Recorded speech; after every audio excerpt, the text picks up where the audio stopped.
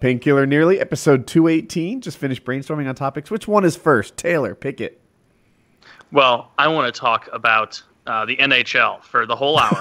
And that was not on the list. Was it no, I don't want to talk about the season. But you were talking about the lottery. Now, I don't buy lottery tickets ever because I'm not a poor person. But how much is it up to? It's $1 billion now, right? It's over $1 billion. It's like the take home is now $1 billion. It's over 1.6 billion. And I was just at the gas station. I went to get a few tickets, and there was a huge line in front of me, and everybody's like, Mega Millions, Mega Millions, Mega Millions. Everybody was buying them. And I was like, well, I got to get in on this, you know. I would like $1 billion, you know, for a small investment of, you know, $10 or $20. So I bought myself 10 tickets, and I expect to be a billionaire tomorrow, and everyone is invited to my party. Willie Nelson will be performing, Hell yeah. It'll be a great time. Well, I'm excited about this party. That's What really all I want. If I had $1 billion, is I'd be one of those rich people who like launders money to politicians by paying them to give speeches, but I would make them give like speeches that were totally antithetical to what they believed in. Like if Barack Obama wanted $5 million, he'd have to go give a 45-minute PowerPoint presentation on the benefits of white nationalism. Oh. Like, and that's how I'd have to get it. And like a Trump or whoever, or who like Paul Ryan, one of those fucks, like they'd have to like do like a, you know, Stalin, we often don't talk about the good things, you know, like those kinds of speeches. Like, you want the money, don't you, you little money-grubbing weasel? Yeah, you need it. Man, I'd be out of money quick. Yeah, I was going to say, for $1 billion, you can run out. Like, yeah, you can't just throw away $1 million and expect it to not run out. But it'd be fun, though. Yeah, it would be fun. You've got 1,000 million. Yeah. You can have a lot of $1 million days with $1 billion. 3 years worth, almost. I mean, that'd be a crazy 3 years. It would. What would your realistic first purchase be with that money? Not a, you know, and by realistic, I don't mean like, oh, I'd pay off my mortgage or whatever. Like the first realistic but big thing. I go buy a really stupid car. Like how dumb are we talking? Like a Bugatti?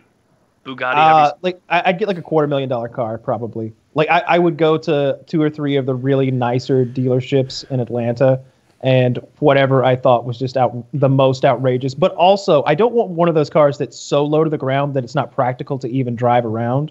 That like I need to be able to get in and out of driveways. Like I don't want it to be a car that, oh yeah, it's for the racetrack. I want to say also, Porsche would do that well, right? Doesn't Porsche always seem to have super performers that are also just a little more Seems upright? Like car people always like Porsches. I would probably get something like I wouldn't get a Porsche. I would probably get an Acura NSX. Or I would get the Audi. Is it the R8? I think maybe whatever the Audi supercar is. That's the Iron Man car. Yeah. Yeah, that's the one. Yeah, I would get something like that stands out a little bit. The Acura NSX is just insane. Is it I would good now? Like, because I really know the Acura NSX good. from like 20 years ago, and it was amazing to look at, and it handled wonderfully. But power wise, it didn't stack up well against the other. It's a supercar. Okay. It's a supercar. Okay. It's pretty outrageous, yeah. Or maybe one of those Tesla Roadsters. Not that you could probably lay your hands on one right now. That's the fastest car in the world. Really? Yeah. It's not fair to count the electric cars in the same category. Why not? I'm okay with cheating. Let's go. They should totally be in the same category. I just mean it's not fair to those poor gas guzzlers. You know, we should be more thankful for what they've done. I'm not in touch with the hypercars. I think it's what they call the cars that are better than the supercars, the hypercars. I don't really know them that well, but I want to say the hybrids are usually the top of the league. They have a little both. I don't know. Yeah. Yeah, that Roadster is insane. It's like 0 to 60 in under 2 seconds, I think, and I think it's got a top speed of well over 200 miles per hour. So it's a rocket ship. It's a rocket ship on wheels. I think I'd get some kind of starter airplane, right? Something that I could learn to fly on, because you wouldn't learn to fly on like a jet or something like that, or even something too complicated. But something that would extend my personal range to 700 or 800 miles. Yeah, I go ahead and get that 747. Go full. What's his name? Fucking dirty. The actor who feels John Travolta. John Travolta. Yeah. Yeah. I go full John Travolta with it. Just get an airport put in at your house. Get a 747. rip the insides out. And you know how like those guys have that van life shit where jet life. No, now the 747 is just hot tubs and bedrooms and a bar and like a dance floor and just a media room. This sounds dope. Yes. Yes. You don't see many hot tubs in airplanes. They probably just lack our foresight. That's right. That's right. That's probably what it is. My jet will have a hot tub in it. On a why would it not? You could have it on one because as you're landing, you're just floating out of the tub. But I saw a pool table on a cruise ship, and the whole ship is rocking, and the table's on a gyroscope. Right? Mm-hmm. This can be done. You know what was funny to me about that is like the table. I know exactly the GIF you're talking about. The table's totally still. But the rest of the boat, like you're still playing pool on something like, it's like this is a really cool gyroscope, but what's the fucking point? Like, this isn't helpful. I want to play ping pong on one of those. Yeah, that'd actually be fun. Yeah, I do that. Ping pong blows the water out of pool. I get a really scary personal security team that just beats the shit out of people for virtually no reason. Dude, you need a really scary one who would like beat up Khabib's team. Oh yeah. Oh, and they would. That would be mission. That we'd do that right away. You get some revenge. I saw, by the way, that you paid off your debt, the $10. Yeah, I paid it that night. I think I owe the $5. We'll circle back to that. Yeah. Yeah, I would do some silly things. You wouldn't be hiring like professional fighters. You'd be hiring like real deal style like Blackwater guys who like knew Krav Maga and had hidden knives and guns on them. Like you'd want a Blackwater style team around you, not a posse. Like you've got a little militia hanging out. These would be people with guns. I wouldn't really care how hard they could punch someone in the head. It would be the guy with a gun. Like that, rock. Would you hire any novelty parts? I really think you need a mix, right? Because the gun posse, you can't deploy them as frequently. Oh, they're deployed. No, but you can't. You'll go to prison, right? No, they will. That's what they're there for. I didn't tell them to do anything. I'd just be like, look, you hold shit down. Somebody tries to fuck with me, you set them straight, Big Mike. And Big Mike's going to be like, oh, yeah. Big Mike can bust a nose, right? Big Mike can break an arm. He can embarrass someone physically. But the second he starts killing them, we have a next level problem. I didn't tell Big Mike to do all that. That's why I got Big Tony now. He knows better. I wonder how much money you would need in order to hire enough people that you could just straight out conquer Canada. And just make it your place. Now it's just Taylor land. I was thinking, if I have $1 billion, this Soros guy pouring so much to impact the U.S., he should just buy Canada.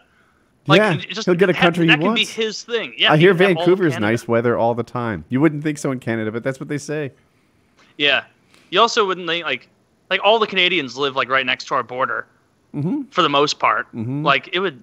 God, it's gotta suck to be up there in northern Saskatchewan. You could just buy the bottom third of Canada if you wanted to save a little money, or the uppermost third, and just live in your own private tundra. Nobody's gonna try and conquer it ever because it is a tundra, and you've got enough money to put in hot tubs and ice rinks, fun things. And you do have to live in a tundra. I really would get celebrities to come play music at my house though. I hear about that all the time. These crazy billionaires who will just have. Name a person, like a famous musician, come to their house and fucking play. And I feel like you get Willie Nelson fairly cheap. I'm a big Willie Nelson fan. I was just listening to his XM radio channel on the way in. Love it. I like Willie Nelson. I like his politics. I like his style. You can afford him easily. Willie Nelson's in hot water. No one likes his politics right now. He's all for Beto. Yeah, well, he went. He's a pro pot legalization guy. So he's not going to be a Ted Cruz guy. And he did it. He's doing it in Texas, which is. They want it to be purple, but it's not. Cruz is going to win. But in any case, I like Willie Nelson. I like his politics. I like him. I like his whole story. That's the only thing I know about his politics is that he loves weed. Oh, that's it. He's a fun guy. All I know about is he got a lot of attention for supporting the Democrat in Texas recently. Yeah, and then a lot of people are pushing back because that's not their cup of tea. Yeah, I bet you could get Willie for $500,000 totally. Yeah, because I think you get a Bono for $1 million a night or something like that. So you could totally get Willie for half that. I mean, even $500,000 seems like a lot. Ah, Yeah, come on. you can get them for way cheaper than that. Just be like, you come in, I'll pay $150,000 to a pro pot legalization thing of your choice, and he'd do it. For sure. Like, you have to play off these people's, like, virtue signaling points. Like, you can save, like, 90% by just donating to somewhere they would like. And then they get all the PR out of it, too. And you can just even be like, hey, and I'll even throw $10K towards a PR campaign. Yeah, we're not going to publicize this. He's just coming to my house and he's going to play some fucking music for me and my friends. And it's not even a big party. It's like you and 3 people. Yeah, it's literally like an evening with Willie. Like he's going to come. He's going to play what I tell him to play. Right. Meanwhile, Kyle's like barely paying attention. Like, shh, Willie, I'm sound horning. Shh.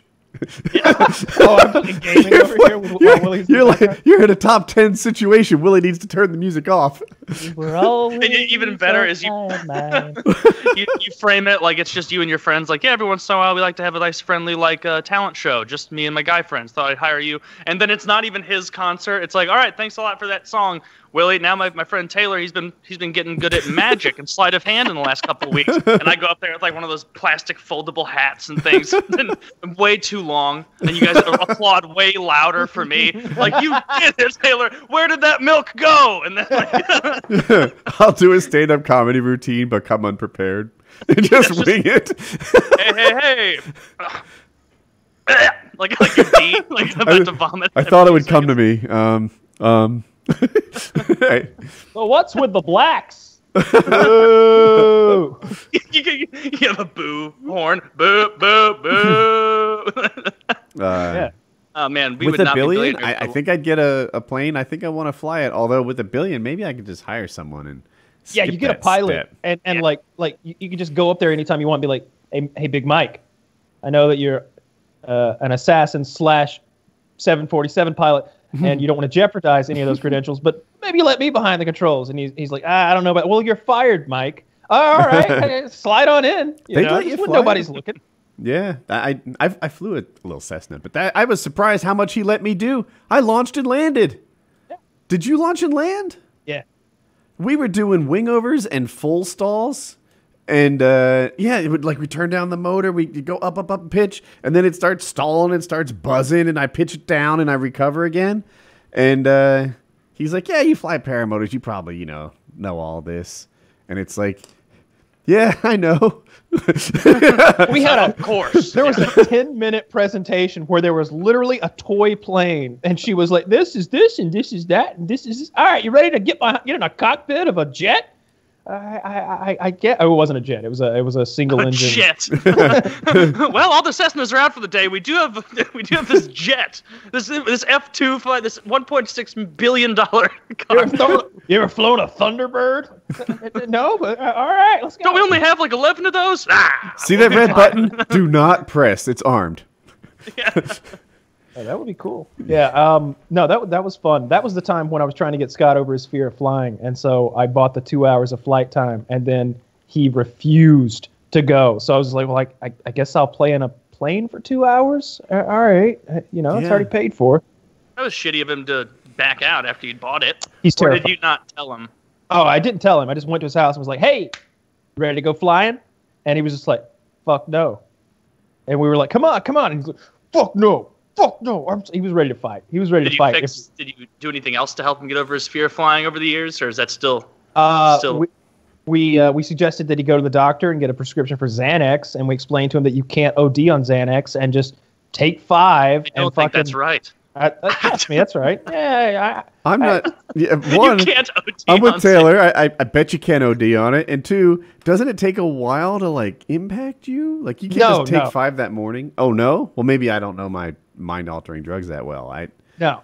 Like Prozac, for example. You can't just load up on Prozac this morning and hope to feel better this afternoon. Completely different kind of drug, though. Yeah. Okay, totally then. See, I don't know this sort of thing. Yeah. Yeah, Prozac is an SSRI, and Xanax is more of what is it even categorized as? I think it's a benzodiazepine. I think it's a benzodiazepine. Yeah, I was going to say that. Yeah, it is a benzodiazepine. I was not going to say that. That'll, someone who's on Xanax might resemble someone who's drunk, depending on how much they took, whereas somebody on Prozac is just depressed. Yeah, even after you just said that, I don't even remember the 2 things you said. SSRI or SRRI? SSRI. And then the other one was a benzodiazepine. Very Close close. Very good. Yeah, that explanation means nothing to me. One's a Kazapu and the other's a Limousin. I'm like, now I understand. Well, yeah, we're on the same page now. Say no more. In the Limousin. That's like when you like get on Wikipedia things and you start reading about like ancient Africa, and it's like, and the Houthi and the Tutu were fighting the Imzam and the Bim Bam. And then Shaka Zulu attacked, Chongo too. Yeah. I have a question about the caravan coming from the south, right? The invasion. The invasion. So, I think that we should all be able to agree on this much. It's not about becoming American, right? If I wanted to become American, and because I've got a couple nickels to rub together, I'd take a plane here and then I'd not leave, right? If I'm completely broke, then I just walk over the border because that's free in a place where hopefully they don't spot me, right? The last thing I'd do is join a caravan of thousands of people with embedded media and drones flying overhead and all that other shit. This caravan must be trying to make some kind of statement, and I don't understand what that statement is. But it's certainly not about becoming a U.S. citizen. Oh, I think for most of them it is, because they know that when they get there, all they have to say is, "Oh, I feel a credible threat back in my home nation," and then it's like, "Oh, well, you got to stay now. You said the magic words, credible threat, back in your home nation." That if they were stopped actually working trying to 2 years escape a ago. danger, they were. Well, no, they can still do that. Yeah. Like it's just so backed up that They takes take their forever. children away. Well, they have to. So the law says that if they come over and they ask for amnesty, then they have to appear before an immigration judge. But the backlog is 6 to 8 months. Now, what Obama did was say, come back, and he would let them into the U.S. and say, hey, come back in 6 or 8 months, and we've got a hearing to decide whether you can stay or not. And they'd be like, see you later. And they would, just come on into the country. What Trump has said is, you're going to sit in a cell for the next 6 to 8 months until we can get you in front of a judge. And but I have my kid with me. And well, the kid can't go in the cell with you, so we'll have to put him in some sort of kiddie cell, and which like a kind of makes a kennel. We're gonna have to kennel your child for the next 6 to 8 months. To be fair, the reason they did that back in 2014 and they changed it under Obama, it was because there were like too many reports of the kids being abused by adults in those areas. It's not a good idea happens all the time. to put kids in adults. Hey, it's a no-kill shelter, all right? What more do you want? It's a no-kill shelter. If they could put the until PETA gets families their in the hands on same them. kennel, that might work out well. But anyway, I didn't want to get really into the politics of it, but I don't think I won't believe that it's about 7,000 people coming in a caravan just trying to become citizens. That I'm not going to line up with that. The caravan is about a statement having to do with the conditions they came from. Most people don't even walk the whole way. Like the last caravan that had 2,000 people dropped to 200 people by the time they hit the border, right? They're just it's like it's a moving protest. So it's organized by leftist groups in Guatemala. It's financed in part, at least, by Venezuela. They are currently almost 1,100 miles away from the border, which Google says is a 42-day walk. So this isn't that pressing, but it's currently it's currently I think the feels like temperature where they are is 105 degrees. Jesus Christ! And they have 1,100 miles to go with women and children. I don't think many of them are going to make it. They didn't make it last time. This is a let God sort them out kind of situation. I think. What I don't like is it's if you are like, man, it sucks in my home country, I'm marching somewhere else, and then you're marching there, and it's overwhelmingly a lot of males, and you're holding the flag of the country you left, waving that. It's no, that's an invasion. If someone shows up at your border waving the flag of their home country and breaking your laws, it's what? Why would they do that? What kind of PR are they looking for? It's not with literally that? an invasion, right? They're not coming here to try to change America or take it over or anything like that. And that's what an invasion is. They're making a statement. Well, it's a marching protest. And don't most think of so. them I won't think even that come a lot to of them- America. I think a lot of the caravan doesn't stay in a big block all the way up to the border. What it does is it gets closer to the border and then it breaks into a lot of smaller pieces because obviously you're not going to go through en masse. But a lot of those people get through, and they're certainly changing. I the wish I country. could remember the number that Fox put out today, and it was Brett Baer. So he's not as propaganda. He's not Hannity. Yeah. Yeah, and Brett Baer is pretty anti-Trump. He's pretty shitty. Does he have a brown hair, almost a helmet head? I think. Yes. Yeah, he's got a very round. Yeah. Him and Shep Smith do not like Trump. Yeah. Okay. Conservatives hate that guy, and he was like, these are women and children in the heat and the blah blah blah blah blah. But I want to say there was like 45,000 people stopped at the border last month trying to get in. It was the number. That's an insane amount of people. That is super high. Since we're on politics, I forget where I read it, but it doesn't matter where. Someone was just pitching the idea that Trump put the next Supreme Court vacancy for Merrick Garland, and the other half of the trade is he gets funding for his wall. Ah. Wait, I didn't follow that. Merrick Garland is the guy that Obama nominated for Supreme Court that the Republicans just didn't vote on. And it's likely that the Democrats will have enough votes, combined with a couple straggling Republicans at the very least, to stop funding for the wall. So, what if they had a deal where the Democrats get Merrick Garland? It'll already be a Supreme Court majority for the conservatives, and the Republicans get a wall. You mean like have something set up so it's like, all right, Ginsburg's going to step down, and then you got to put Garland in, and in exchange for that, you get a wall. Like That's the idea. That's the idea. I mean, you know who would love that deal more than anyone? Fucking Ginsburg. She looks exhausted. Does she? No, it's like there was like in the Kavanaugh confirmation, you can see her sitting there, and she's not sitting next to all the other justices. Like the other justices are not spring chickens; they're all old people. The youngest among them is an old person, and even like old fogies like Clarence Thomas and the rest are like looking like pretty normal. She is totally hunched over, looks like she's fallen asleep, and it's like, holy shit, like there's someone out there, like people are looking at this right now like freaking out, like, oh, Ruth, baby, those workout videos better keep coming, like please stay alive for a few more years. So she would be stoked on that. She probably kicks herself every day she didn't quit the last day of Obama's, or not the last day, but that wouldn't during have worked Obama's anyway. presidency. Yeah, it wouldn't have worked, but I don't know. I don't think that they would do that trade. I think they'd want a lot more for the wall. I don't think either side would do that trade. I wouldn't want to make that deal. Well, if both sides are unhappy, it's not a bad deal. That's a good sign of a compromise. Yeah. I think what's more Both sides likely, are unhappy. the Democrats want a lot of infrastructure done. Like that's something that it seems like Trump agrees with them on is infrastructure. And if he could tag the border wall along with infrastructure, that could work. But I think what it's really going to have to come down is immigration reform. You know, it's going to have to come down to some sort of overarching immigration reform across the board before they sign on to that. And even then, like they are so anti-wall. I don't know. I don't know if that's going to happen. Yeah, I don't think it will. But I don't know that they're anti-wall as much as they're anti-spending.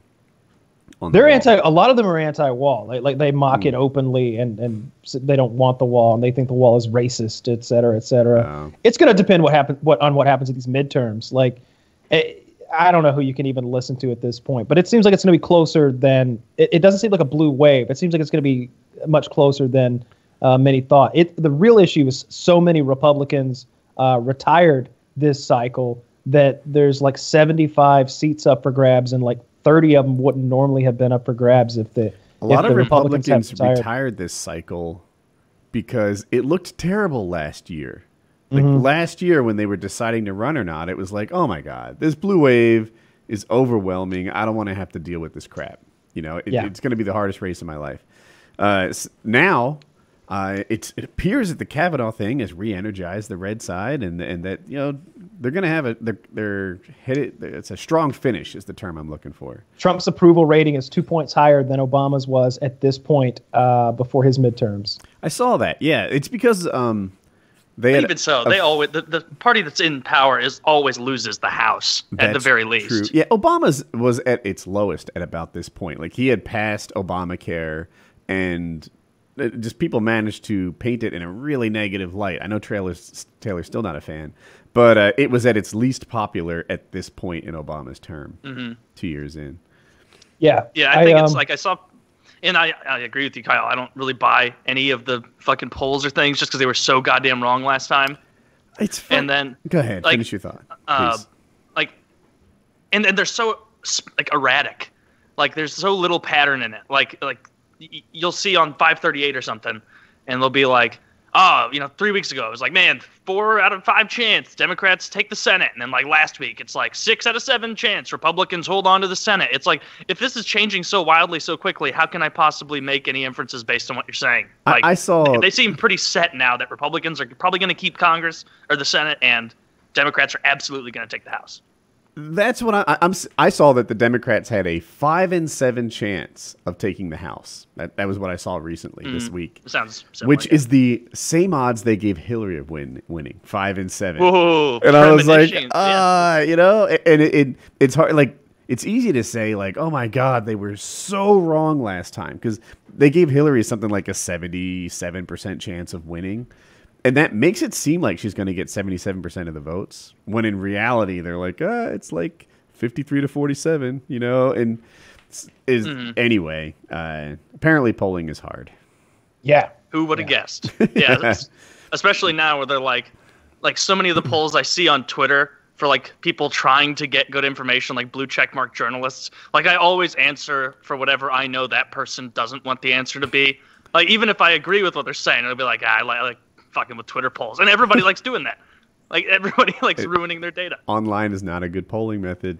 No, and calling on the phone isn't either. Who on earth is like answering that? I've had CNN call me, I guess 3 times over the course of the last month or so. Where at first, it was like, "Hi, I'm Steve at CNN. I'm calling to get a survey," and it's like, hang up. Like, I don't answer surveys. Is it a robocall or person? No, it's a real guy. And then he called again. And I was like, no, thank you. I don't want to take the survey. And some different person was like, oh, okay, And then a guy called again, and I was like, I guess I'm going to have to answer this fucking survey if I want him to leave me alone. And, like, the first answers, like, I was just telling lies. Like, what's your name? Alan. Where are you from? Rhode Island. And, like, he could see my caller ID, from where he called me, and then he just hung up. And I haven't gotten a call from CNN since. Oh, how clever. Yeah, I always get robocalls, but the one I've been getting so much recently is, Woody, we're recalling you because you replied to our ad about your student loans. And I'm like, I know that's not true. I haven't replied to any ads, and I haven't had any student loans. Like, fuck you for calling me. But I've been pre-qualified for a Carnival cruise every month of every year for the last 10 years or something like that. I think I should go on that cruise. That is the most honorable and respectful cruise line. The fact that you qualified to go on that cruise, that says good things about you. They really want to get me my free cruise because they just keep fucking calling. I hate the ones that, like, it'll show up and it'll say, like, urgent warning. You need to open this now, motherfucker. Like, this is important. And it'll be like, is this a call? No, like a letter. Okay, it's like loud, and like you see a little slip and it looks all official. Then you'll open it up and it'll be like, hey, we at Discover think you need the worst card that there is. And so, we just thought we'd spook you into opening it. Please don't throw me away. Like, I will never get a Discover card. Stop trying to get me to sign up for Discover. I have a Discover card. That's fine. They've got a deal with Amazon. I get points for every Amazon purchase. Do you really? Yeah. My friend has a credit card that's metal. It's metal, and it's really cool. It doesn't have any numbers on it. You have to flip it over in the back, and they're printed and easier to read than the stupid slip. And I was like, I want a metal credit card. He's like, yeah, it's $500 a year. Like, what? Fuck that. What? You pay $500 a year? You got the metal one? He's like, yeah, but like, I get into like first class airline lounges and stuff, and I'm like, man, I don't know. It doesn't seem like my card's still plastic. Yeah, I mean that is neat. My dad has one of the metal ones, but it was not that kind, because I guarantee I know my dad, he would not pay $500 for them to be like, oh, you mean it's the same, but it'll clank when I put it on the table? Have you ever played credit card roulette? Are you familiar with this game? No, I'm not familiar. Okay, so you go to a restaurant, you eat with like 3-4 people. You each give your credit card to the waitress. You ask her to shuffle them behind her back and reveal them one by one. The last card she holds on to pays for everyone's food. That's credit card roulette. Anyway, we do this, right? We all put our cards in the mix, and she shuffles them in the back, and then he pays for everything. And she said, this card felt so heavy and good, I figured he could more easily pay. Yeah. So, it fucked him. And he bought my food. Yeah, that's why you don't want to have a metal card. That's one of the reasons. You want a really shitty-looking debit card. No one will. That's with what like I a bend carry. in it from being swiped too much. Yeah. When I read the numbers, I have to find good lighting. It's terrible. Where it's always like, will it read the chip? Maybe next time. No. I almost had it there, Amir. I swear I pay my bills. This never happened before. That's so humiliating. Like when you get, and it always happens like when you leave town, because like you'll leave, forget to tell your bank that you left, and then you'll like spend a bunch of money in Vegas or LA or whatever, and then like it'll be for some like bullshit like Qdoba purchase, and they'll be like, no, it's declined, sir. And it's like, oh no, well, I can't ever come back to this city or this Qdoba ever again. Yeah, like, this is so embarrassing. I went down to Florida one time, and I had bought gas the entire way down, and like energy drinks and shit. So, like you would think there'd be some sort of person or algorithm. It's like, look at that, a straight shot to Miami. No. I get down there, rent my hotel room, go to dinner with this girl the next night. We're at Outback Steakhouse, declined, and it's the only card I fucking have. And I look at her and I'm like, you're going to be buying dinner tonight. But wait. There's more. Yeah. Is it okay if I get the bloomin' onion? You're going to be dying dinner tonight. But wait. I'll put out. Hey, Ted, come over here. Yeah, we got some weird activity on this guy's card. Looks like someone stolen Mr. Meyer's card, and he's buying gas and Monster every 248 miles all the way to Florida. I'm not saying that it's 100%, something shady, but it is questionable. Shut it down. That's exactly what it was. It's like fill up in my hometown, drive, 250 miles, more gasoline, energy drinks, 200 more miles, more gas, energy drinks. This man has no less than 600 gallons of gas and a lot of energy.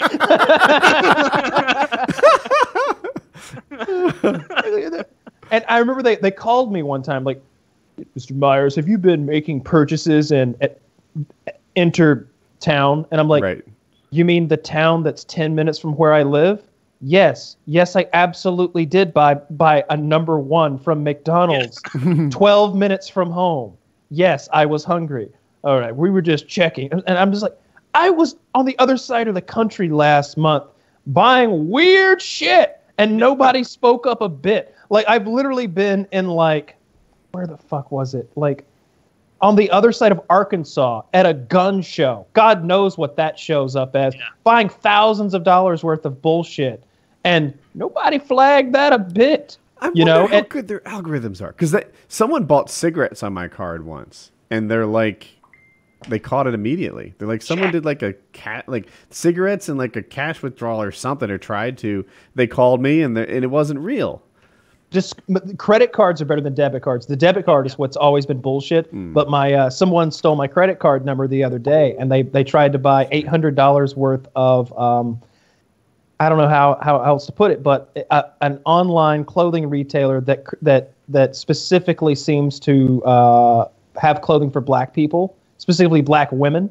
And I was like, and they immediately like emailed me and called me and stuff, and they were like, "Were you trying to buy $800 worth of stuff from Sharondra's online boutique?" And I was like, no. Did you just spend $700 on blackbeauty.com? Was it Ashro? I don't recall exactly what it was. I had to Google it. I'm like, Ashro? That sounds somehow racist. No wonder Kyle didn't want to say it. It's a combination of Afro and Ashy. Yeah. That's definitely racist. Yeah. It's black women's clothing, church suits, wigs, and caftans. They were like, we're trying to nail down any purchases that weren't yours. I'm looking. It looks like Grubhub. I was like, I think you're going to see a pattern here. She's like, yeah, I'm definitely seeing it now. Okay. This other purchase also wasn't you. I'm like, I just use it for Grubhub. That's my Grubhub credit card. That's all it gets used. I understand. I have a son who's agoraphobic. I was like, there's 87 identical orders from Taco Mac. Kyle, have you considered doing the van life thing? You should. I would rather park my car in the garage, start it, roll the windows down, and take a fucking nap than try the van life. I literally despise everything about that idea. Okay. It's a Let's dirty upgrade life, it. Call a it the filthy RV life. and a low class life. The RV life? Does that make it any better? There's a shower involved, a bathroom. What's the name of that Reddit with all the van living or something? Are losers. Our losers. It's our van dwellers, and I'm not sure that's going to win Kyle over. No, I just wanted to have a couple pictures. But the RV thing is more interesting. But here's the problem with the RV thing: somebody's got to drive that motherfucker. And I've driven those really big work vans before. When I sold one to a business, like a E350 or some shit. Sure. You're sitting so weird in there, and it's so uncomfortable. And I imagine that's what driving an RV is like. I'd be okay being in an RV that's being driven across the country. That'd be fine, especially with some friends, and we're we're doing shit in the RV, and then we're going to a specific place to do a thing, and then it's on to the next town. That'd be cool, but I would hate the idea of oh yeah, I have an RV, and I'm gonna drive me and my friends across the country. No, I wouldn't want to do that. Like airplanes. Imagine trying to pick up girls when they're like, "Oh, that's cool. You go around and you go on trips in your van." Taylor, it's hard to track me that way. Nope, I live here. Taylor, This is where I live. I need the floor for a minute. On to Taylor. My friend just started the van life a week ago. He is fucking slaying it like 2017 Taylor on Tinder. But with me, the women were willing. No, he's on Tinder. He used to have this I'll call it a nice guy profile. Hey, these are the things I like. This is what I'm looking for. Looking for Mrs. Right. Now he's I'm in town for 2 days. I look like this. HMU, and he is slaying it. He's he's just doing so good. And I wonder what the shittiest van you could have that could get traction on that page. It's not even a nice one. I'm gonna rent a Honda Odyssey, just have a pea bucket and a PlayStation 1 portable, and be hey guys, here's my setup. He rents hotel rooms for when he gets girls. That seems to be the thing. Yeah, so he's pretty high class, but he's doing really, really well. And the other thing is I was thinking about you the other day. I was mowing. It doesn't matter what I was doing, but I was if I was hypothetical Kyle, I think I'd be gathering adventures, right? You don't have strong roots in Atlanta. You could do for me it'd be van life, but for you maybe it'd be something the next echelon up, RV life or something, and I don't know, get into single track mountain biking and sample all the best trails, go down every mountain, right? Whistler, and take the ski lift up or whatever. Get into mountain climbing, get into whitewater rafting or kayaking or something, and just fucking kick off the adventure. All you need to do is be near an internet connection on Tuesday and Thursday nights, and the rest of your life is on you. You could be doing gathering experiences that make you emotionally rich, and and the Church of Kyle and the way that it relates to girls would thrive in this world. I'm sure it would, because the people I know that are doing it are thriving in this world. Hey, here's my picture. Hit me up. They would. Yeah. That's just not me. That's not my style. I like being at home. I like being in my general area. I like the girls to come to me. From whence they came, and then they can go back from whence they came. I don't like most of those hobbies you mentioned. I like outdoor hobbies, some of them. I really enjoy paintball. I fucking love paintball. I like airsoft to a certain extent, but mountain biking is just the last thing I'd want to do. Closely followed by mountain climbing. I would do some. I would like to do something like whitewater rafting. Like it's not like I'm against outdoor things. I spent the better part of my young adult life in the woods hunting and stuff like that and hiking, but it's just not something that I want to do. So this doesn't look fun to you? That looks it's just a toilet lid attached to a wheel, and the comments for those of us who can't have a bathroom inside. And it's first of all, this doesn't even look like a van. This is just an SUV with a toilet on it, and from the looks of it, you're in a parking lot, and this is inappropriate. They've dug a hole. Look at that. They did dig a hole. Let me go back. I'm showing for you non-Patreons. We're showing a picture of this toilet seat. It's attached to the front tire. You would need a healthy poop to not get any on your car. Yeah. Right. There are times when there's a little spray involved, and you got a problem. And everybody's like turned around and looked at the toilet after you've shit and been like, "Wow, really?" like, like I really painted that. Like,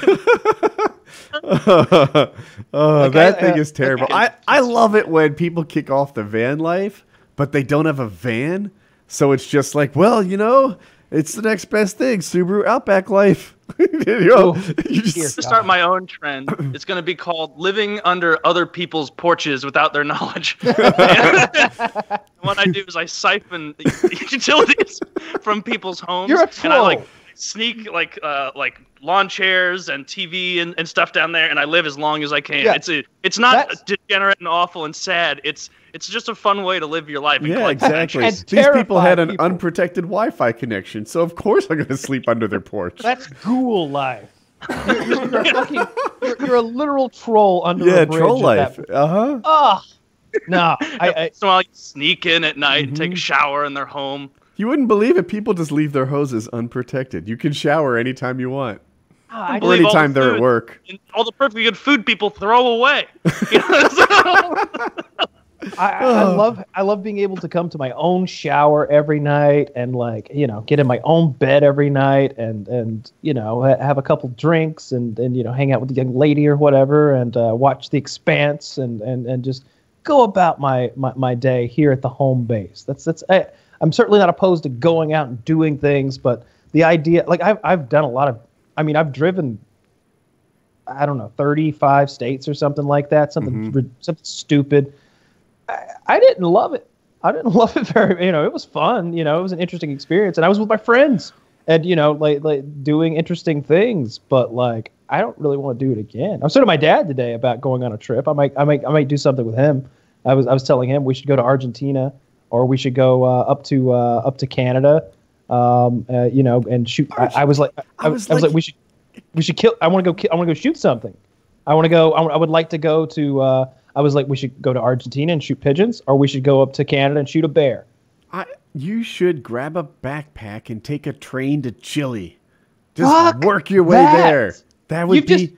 First of all, backpacks hurt my shoulders. Second of all, trains have train people on them. Your shoulders would toughen up. I don't. Chile? The only chili in my life is going to be eaten. Okay, I'm not going to Chile, as the natives know it. You don't want to go to Chile?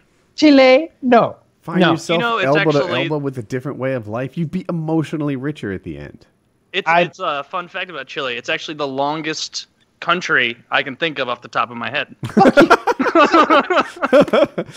What about Canada's southern border? Never mind. Speaking of Chile, that's what Wing's diet consists of these days. Is Wendy's Chile. Wendy's Chile? Yeah. That's his. Someone linked it to me like an hour before, like 30 minutes before we started our show here, and he's streaming this game that none of us have ever heard of. That's like a medieval times, like I don't even know. It looks terrible. He refuses to buy Call of Duty. He was like $10,000 and I'll come on PKA. It's $2,500 to play Call of Duty. I've heard that. So I don't sub to any of the Wings highlight channels, but YouTube knows I like them. So they're always like, "Hey Woody, come check this out." And he's like, "Yeah, you pay $2,500. I'll play it. I don't know how long. Maybe one game, maybe 5. Depends on how much I like it." And it's like, really? $2,500 and you might play once? Yeah. I mean, what an asshole.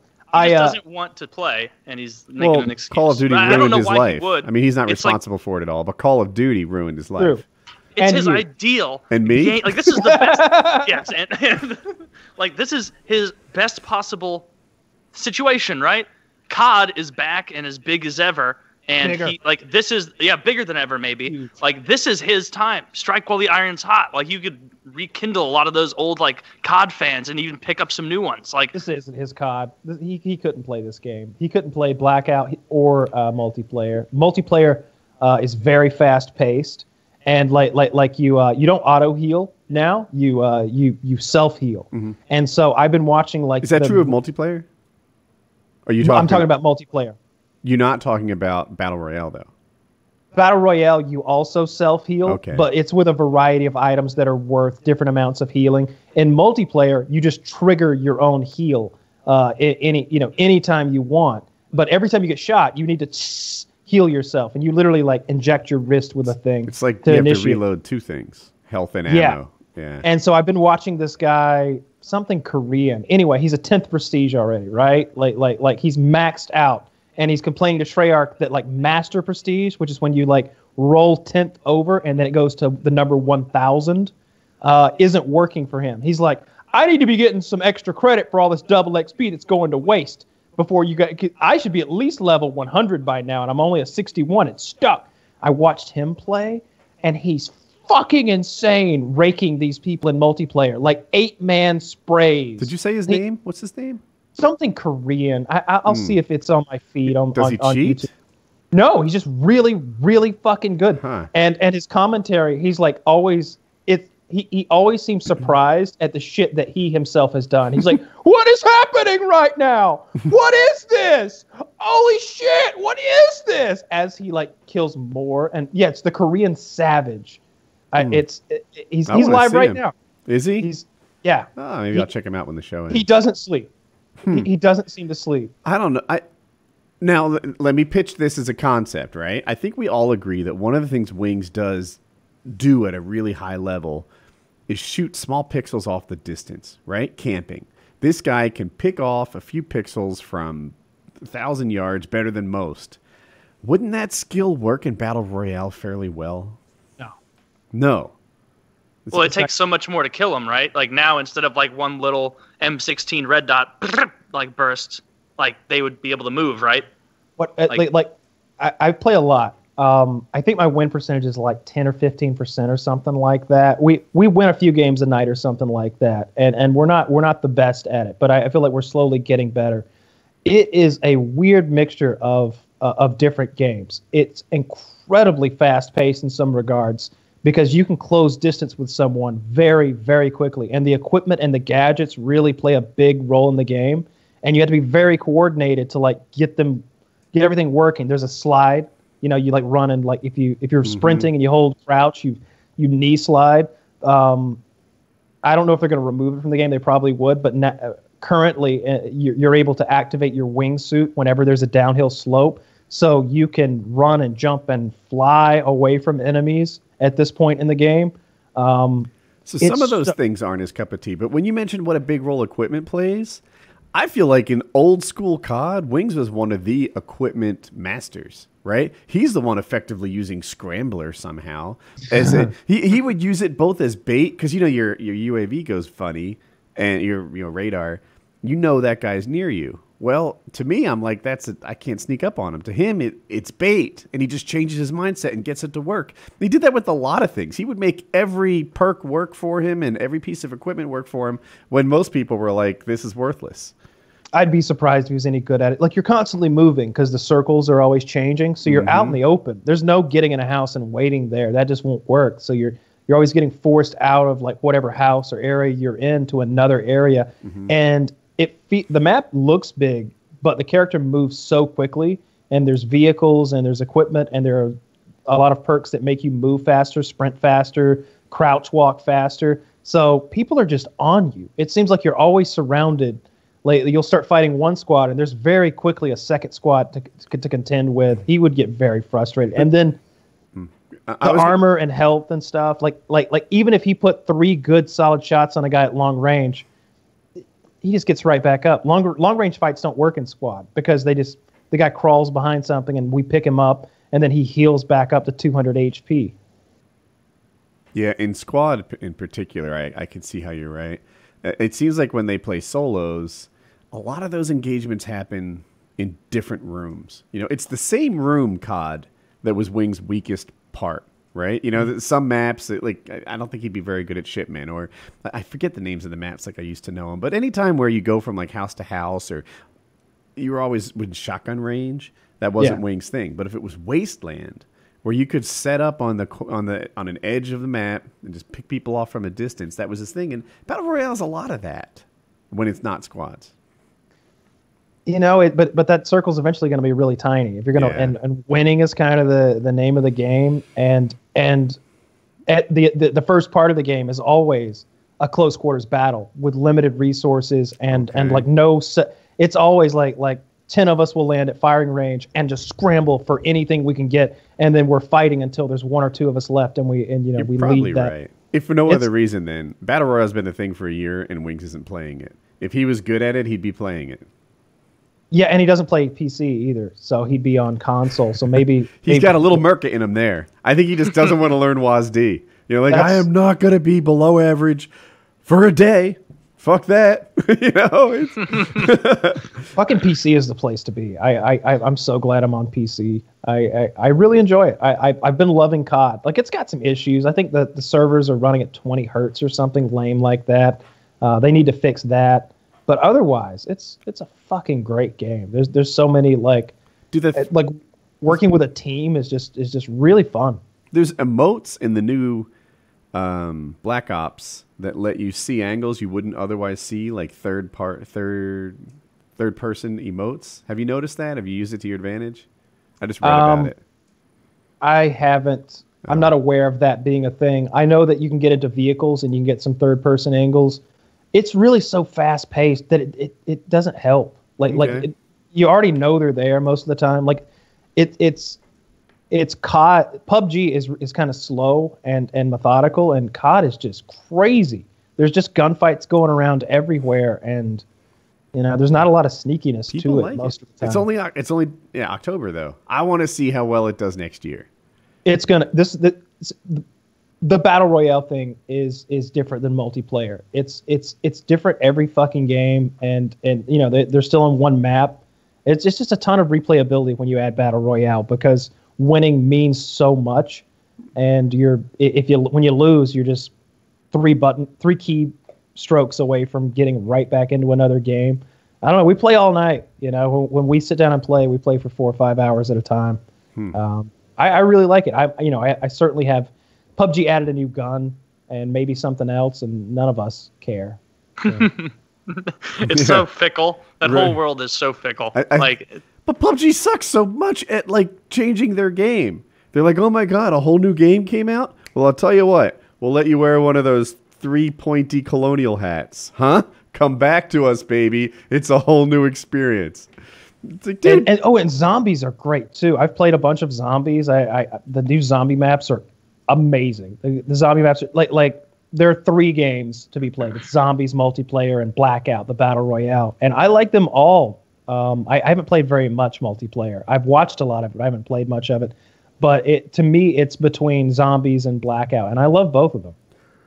Zombies is great this time. It's really fun, and the Easter eggs to get through the story and beat each because now you can beat each individual. Is this your zombie favorite zombies? I don't have the zombie acumen that some do, so maybe my opinion's not that relevant on this. But it's my favorite one that I've played, probably because I'm playing it with Chiz and a couple other people that are pretty good at it, and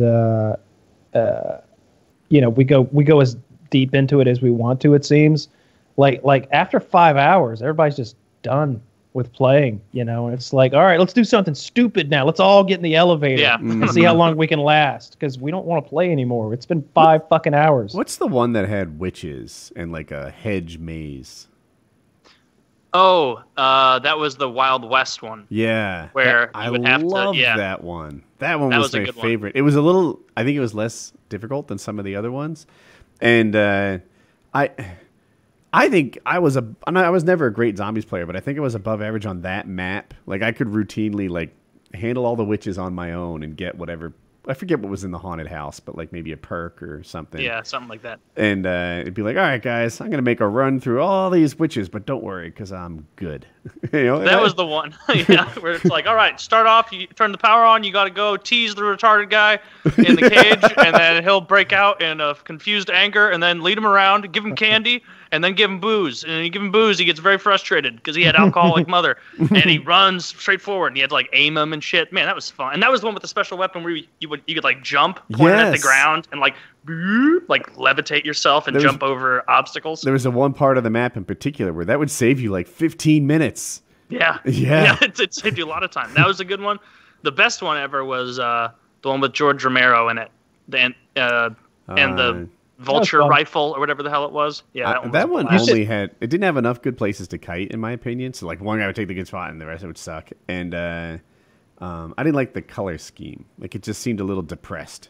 All gray and blue. Mm-hmm. Yeah, You would like 9. Then 9 is a gladiatorial arena. With, that one sounds the coolest by far. of what It's you so said. cool. I like it a lot. Like the boss characters that come after you are like giant armored gladiators, and there's something now called a Blight Father that we just refer to as the alien because it's this weird The alien. It's like a big yellowish thing that's like oozing, and it's got like limbs that it hovers. But it's got these limbs that dangle off of it, and it like shoots acid at you, or it sticks its tongue out and sucks you toward it and just kicks your ass. And it takes an enormous amount of damage to kill one. 9 is Yeah, I'm very watching fun. the clip of it right now. But this Yeah. one is in a big graveyard.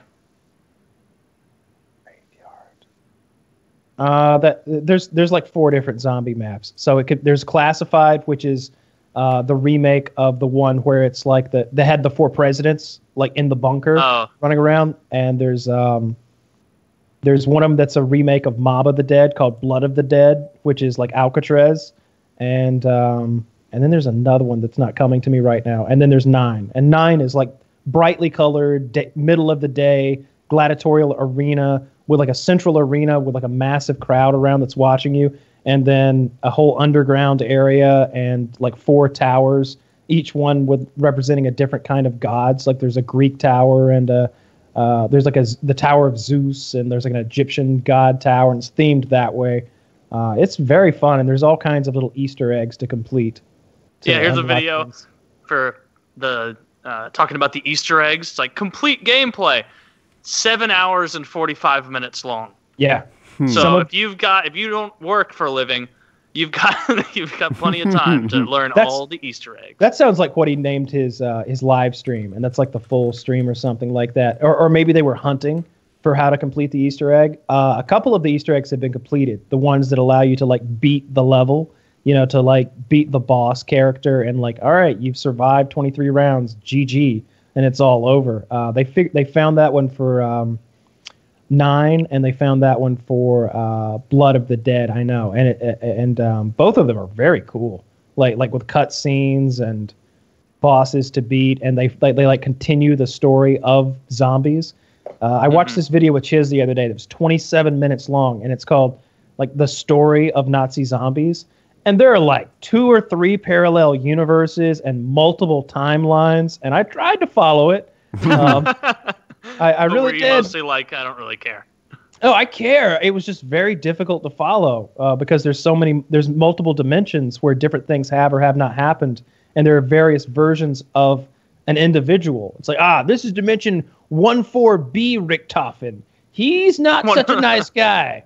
You're like, oh shit. All right, let me jot that down. I saw that one of the zombie YouTubers was explaining the end to Blood of the Dead, and he's got a marker board. and he's like drawing arrows, and I'm just like, all right, keep going. All right, I follow. Oh, you lost me. No, very complicated, but That guy was one like just happenstance YouTube suggested video away from, instead of that being a dude who's like, now you see, it's actually the Jews who are doing and he's got like a bunch of string and stuff tied. Like, if that's his mentality, thank God he found the right suggested YouTube video that put that into a more positive place. See, his name is George Soros, and he fills you with sorrow. But he's merely the tip of the iceberg. Listen to me, folks. I'm gonna quickly go through about an hour and a half of all my favorite. I saw someone mailed Soros a bomb today. They found a bomb in George Soros' mail, and then I know who did it. No, and then in slightly related news, Alex Jones was at the so Trump had a rally with Ted Cruz last night, I want to say, and Alex Jones was there, outside on the street, screaming at a pile of dog shit, calling it Rourke. He was addressing the dog Clint Eastwood shit. moment. He was addressing the dog shit That's much as funnier if than it were the Democratic contender for that seat, and arguing with it. and having a whole debate This is with a the Clint dog Eastwood shit. moment. But Yeah. was he doing it? Was he doing it very loudly? Super loudly. He's screaming at it. He's screaming at it. Why won't you tell us the truth? Now, I've heard that it's true that you actually drove away from the scene of an accident where you were later convicted of DUI. Is that correct? Now, you can sit there with that shit-eating grin all night if you want. No, In the I end, think it's a bunch of dookie for you. Just a bunch of poop puns for like none of it's actually like political. It's just a way for him to like work on his Type 5 for the Comedy Store. at one point, he spat on the shit. Oh, well, now he made it dirty. Now I wouldn't touch it.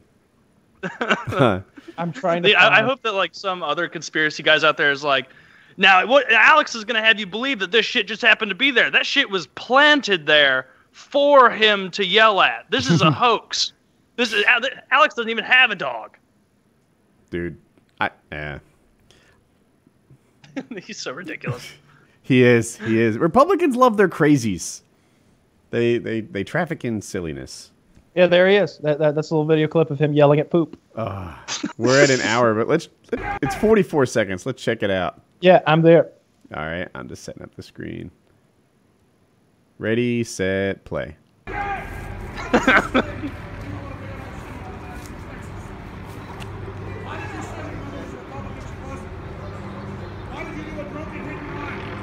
Why did you do a drunken hit and run?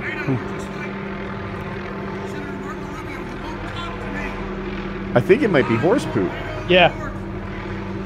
It's a lot of shit. Yeah, and it's a dog. walking poop.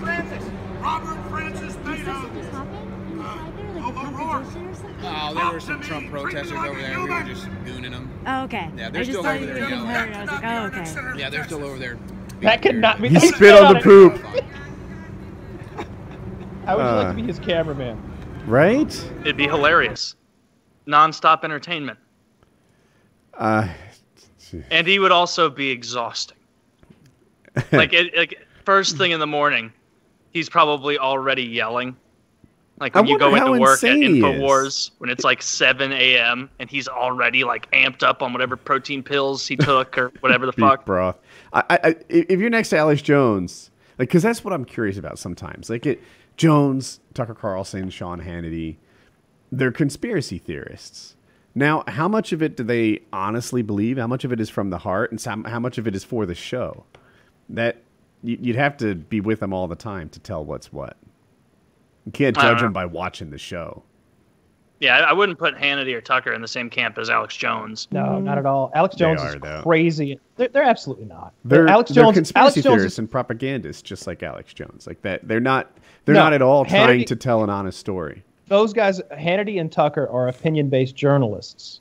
They do a show like that that's based in fact, but painted with their own brush. Alex says things like the Vegas shooter is like a vast conspiracy, or like those kids at Sandy Hook were crisis actors or something like that. Hannity's just says stuff like Trump's going to cut your taxes. The Clintons are part of we're started in the weather alongside the weather underground, which is like factual stuff that it's just, I would have to research it, but I'm positive I can find examples of Hannity saying stuff that seems like it should come from Alex Jones, right? When he traffics in conspiracy theories. I bet he's talking about Comet Pizza. I bet that'll be there. He talks about that, all the people that the Clintons have murdered, right? He's talked about that many times, and that's not true. That's debunked. I've never seen him say anything like that. I've watched a lot of Hannity and listened to the show. Seems like a nice guy. I don't think anybody learns a fucking thing watching TV. He was in the news. clergy? Hannity was a member of the clergy? That was his aspiration before turning toward journalism. Then he is fantastic. Yeah, that's a good group of people to be. It's cut from the same cloth. Good man. Call it a wrap? Yeah. PKN 218.